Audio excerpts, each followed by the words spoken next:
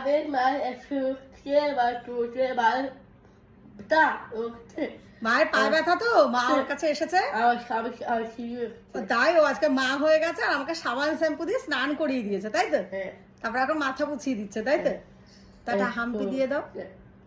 তো সবাইকে বলো বলো তোমাদের কেমন লাগছে বলো আচ্ছা সবাইকে ভালোবাসা আর বলে দাও আজকে মা 1 মাস পর আমার কাছে এসেছে তুমি কতটা খুশি খুশি অনেক খুশি বল তোমরা খুশি তো বলে এই তো মায়ের 16 তারিখ প্লাস্টার কাটা হবে হয়তো তারপরে আবার মা রোজ যাওয়া আসা করবে তাই তো পা কাটা আচ্ছা পায়ের প্লাস্টার কাটবে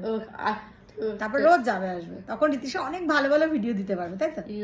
তা চলো সবাইকে টাটা দিয়ে দাও আর জিজ্ঞেস কর তোমাদেরকে স্নান হয়েছে মুখ ফুলিয়ে থাকলে হবে না বলতে হবে ওই যে ঋষিও এসে গেছে তা চলো টাটা দিয়ে দাও